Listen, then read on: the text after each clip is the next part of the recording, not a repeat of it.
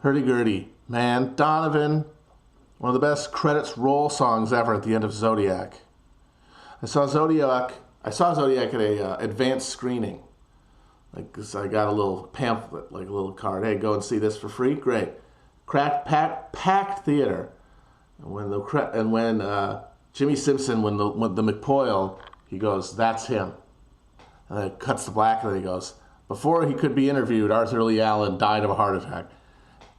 I heard the entire crowd do this collective exhale, this disappointed sigh. It happened in unison, and I gotta say, one of the most, you talk about how the whole point of the theatrical experience is to have those, communal moments. And usually they're of catharsis, but just to have this theater-wide collective thwarting of catharsis at the very end, it was powerful.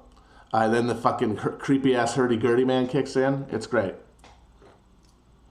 Like, you're fucking haunted by this guy who can just play you a song of love and then you'll never have it consummated.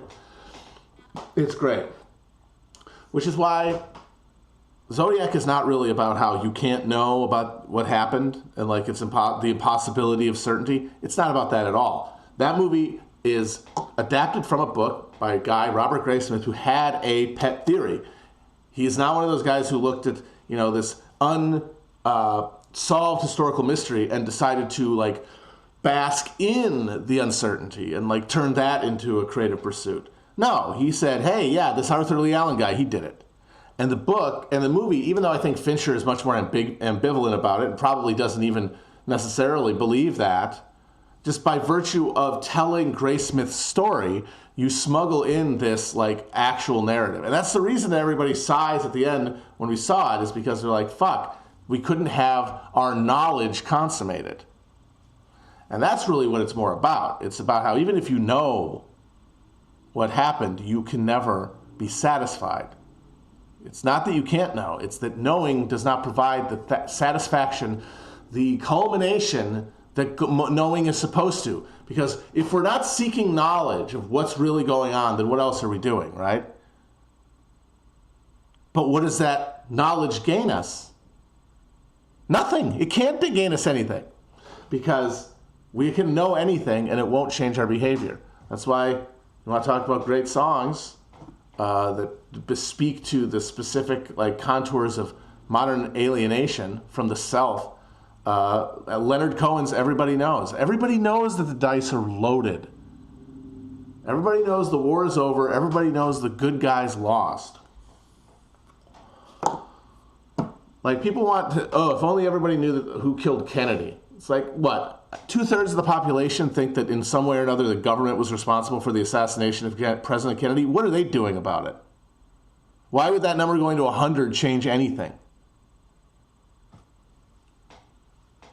And that is the fundamental problem with conspiracy theory as a heuristic for understanding history or the current moment.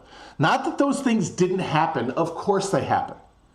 You cannot have global capitalist hegemony without a full coercive apparatus.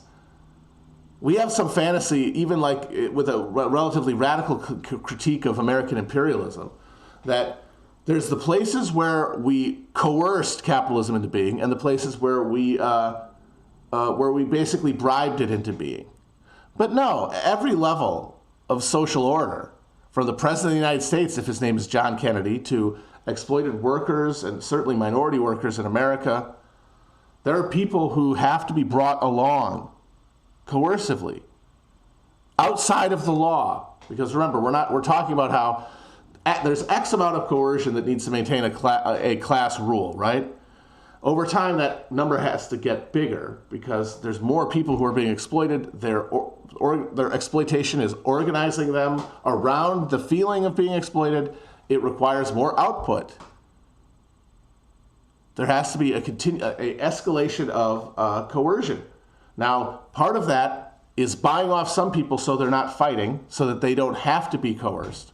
And that makes it easier to concentrate on those who cannot be reconciled in any way to the system as it exists. And so that doesn't just mean imperialism in the third world. It means assassinating the president if he gets out of line and doesn't understand what's going on. Doesn't understand the real context of America's victory in World War II, or the real, not the context, the real consequences. Like when the United States decided to go to war with the Soviets and with the former colonial countries on behalf of the political order that that Imperial Europe and Japan had left on the world. They decided we are going to put this thing back together, Frankenstein style. And that means we're going to have to repress the fuck out of a lot of people. And that includes people at the heart of empire.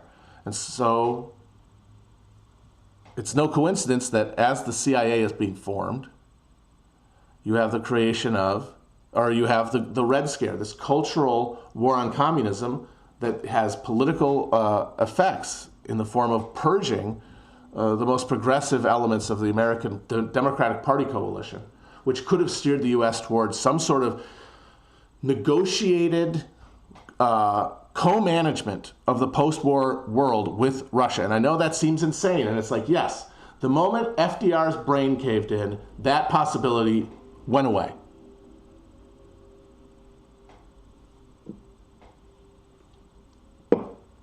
As soon as Truman, the fucking party hack from Missouri, whose mom was a Southern partisan who talked about much about how she fucking thought it was good that Lincoln was assassinated. And when she went to the White House to visit her son, she wouldn't sleep in the Lincoln bedroom. So, like, you've got this cultural package in this guy, coupled with the fact that he owed his position to the Democratic Party, not to the coalition of left-wing and progressive forces that was centered in the Democratic Party, but which had come together in a popular front to win World War II, in alliance with the Soviet Union.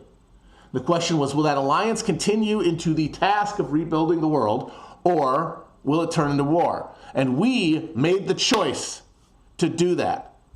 The story we get told is that Stalin was this, he basically closed the Iron Curtain down, said, no, fuck you.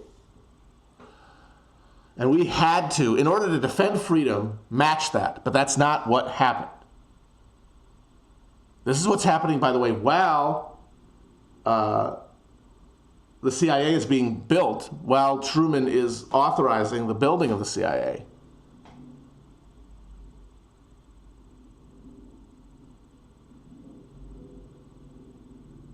Oh yeah, no, and the thing is, Truman was like progressive for the time. He had genuine progressive values. He wanted to continue the New Deal, but he hated communism more.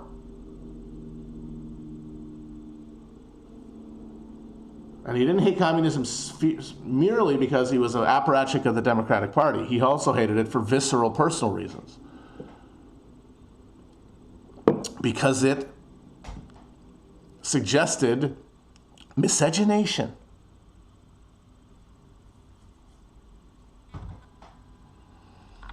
Now again, you say, oh, you're talking about, this is idealism. No, why is Truman there to be president in the first place? Because the left couldn't keep Wallace on the ballot at the 44 convention. This is where you see that by the time you get to the creation of something like the CIA, the die has been cast. And so while you can describe what the CIA does, up to and including assassinating the president, doing MK-Ultra mind control, selling, building up every network of large-scale drug sales in the world, standing up the cartel system that the global supply chain then piggybacked on top of. They did all that shit, but they did it in a context where the social muscle necessary to like really resist the imposition of capitalism on its own terms, which the New Deal state had pushed against and was being eroded away from the position of like being able to sustain.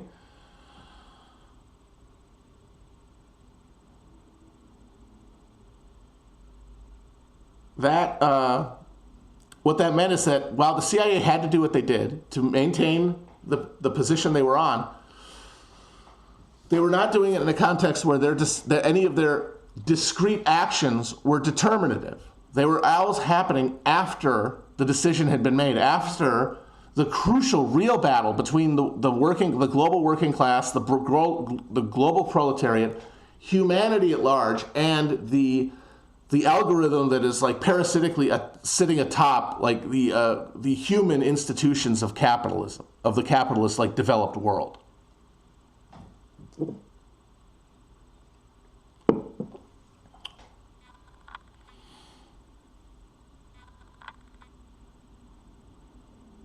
And so, while you can map the terrain, fixating on proving specific events within the context of the deep state and with the context of our understanding of like the role intelligence plays as a crucial buttress to the structure, the greater structure of capitalism, like it's a necessary component. It cannot be done away with. The CIA still exists and does stuff. Although I would argue that now intelligence is more of like a make-work program. Because one of the things the CIA did was make itself obsolete. Like it didn't have to intervene at those crucial points anymore because they didn't have to worry about those moments arising. Because instead of trying to do Keynesian, like inefficient, mid-century modernist shit, like brainwash individual people, the market can just unleash the product of raw research carried out under like the funding of the government, privatize this technology of the internet that is going to structure human life in a way that is going to tear us out of any kind of social context where our actions can have political consequences.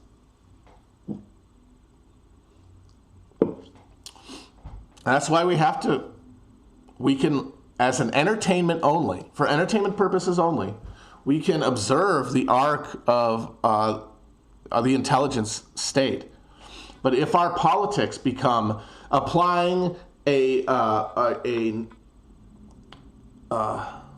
heuristic of conspiracy to every event as it unfolds, that will only lead you into inevitable neutralization by the fact that process, the process of just taking individual events as they happen and then trying to make a narrative out of them, given the bric-a-brac of culture that you absorb, that is how reactionary popular culture is made. That is how reactionary mass politics, such as it exists, can be made, is through those narratives.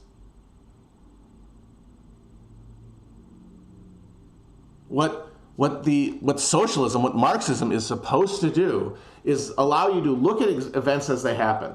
Neutralize that need to go down a fucking rabbit hole and find someone to punish like you're in a fucking movie, and get to the question of how do I improve my conditions? How do I improve the conditions of my children? How do I make the world I live in conform with any kind of value for what human life means?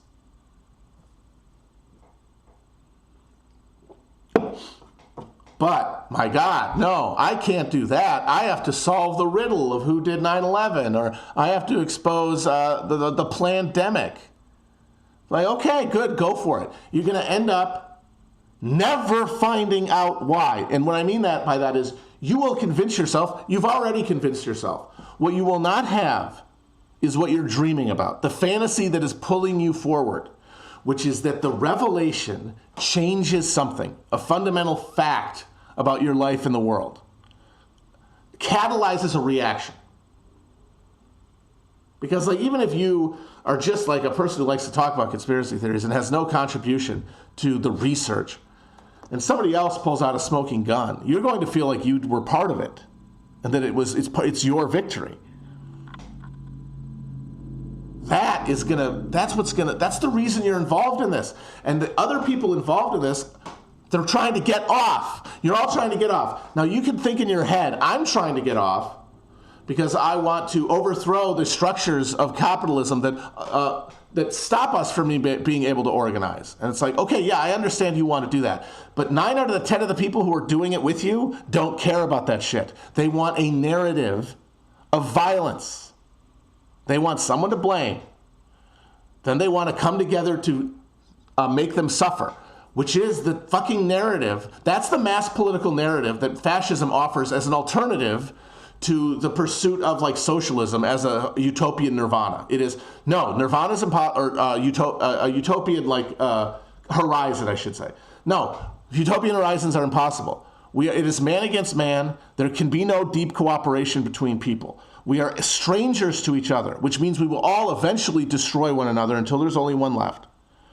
And so then we must seek out our enemies and destroy them. And how do we find our enemies? We see who does the bad things in the world and we try to punish them. That's where Q comes from. That is why the center of gravity of like conspiracy theories about the Kennedys and stuff has drifted rightward. You can argue, oh, it's because the left hasn't taken it seriously enough. No, the libidinal gravitational pull has dragged it there. That's why Alex Jones became a reactionary, because he's selling a politics not of the hard boring of actually changing things, but of a fantasy. A fantasy of consummation through violence.